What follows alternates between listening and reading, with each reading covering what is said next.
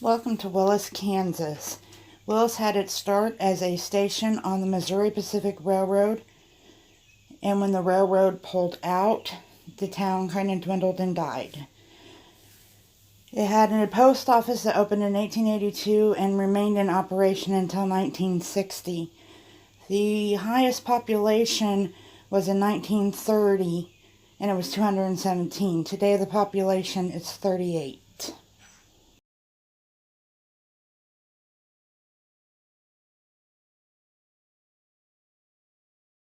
One odd thing you notice when you first come into Willis is all of these pallets made into American flags.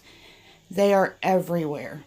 I don't know what the idea was behind it, if someone just found a bunch of pallets and just started making American flags and placing them everywhere, but this is just a few of the many of these pallets we found. We only found one animal, and that was this lonely bull laying in the field. This is interesting because in Kansas, trailers or mobile homes used to be considered as vehicles and had to have license plates, or as we call them, tags. You no longer have to do it, but it's rare to find one that still has an actual license plate on it. Here are just some abandoned buildings. They're not really abandoned. Somebody actually is storing stuff in this one. There was a no trespassing sign, so we didn't get near it. But it was pretty cool. And beside it was this one, which we had a store just like this where we used to live in Muskota. This is the grade school. It is still in pretty good shape. It looks like they boarded it up. It might have stayed in use longer than the high school, which you will see in a minute. Elementary school stayed open longer in rural areas, but the high school didn't. This is the high school, and it's really sad that it's in this shape.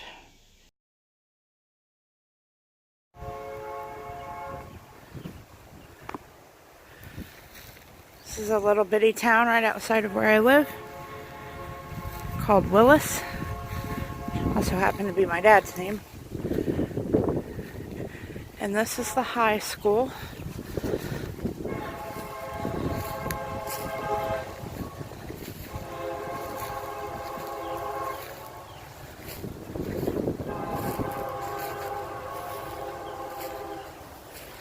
It is in total disrepair.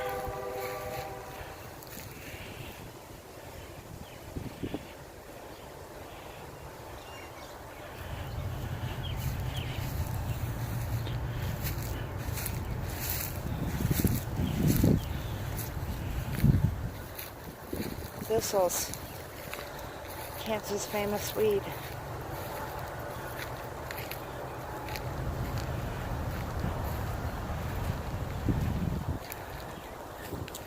And here would be the front of it. And it's really tall grass, so I'm not going to walk in it.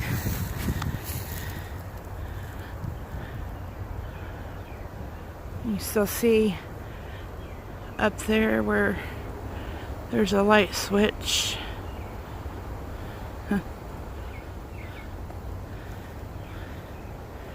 And kind of froze in time and fallen down. That must have been the entryway.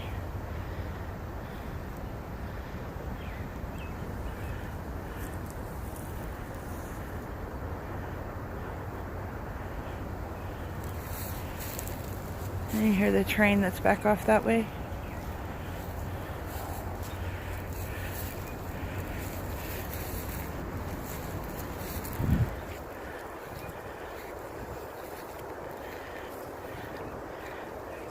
Railroad town that died when the railroad stopped stopping here. Still goes through though. At night, sometimes you can hear it whistle. At our house, it's kind of eerie.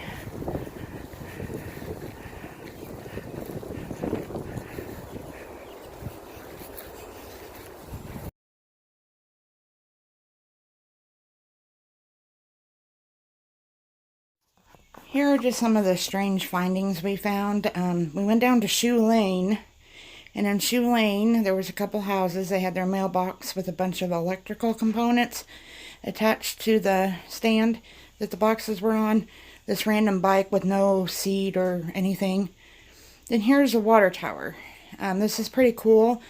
It is a big fishing pole attached to a big fish, which the fish sits on the covers to get into the water system. And this is pretty neat. Probably the neatest thing in the town. This is a random bathtub that somebody planted flowers in their yard. And this is a sign by the park. It's been there for quite a while.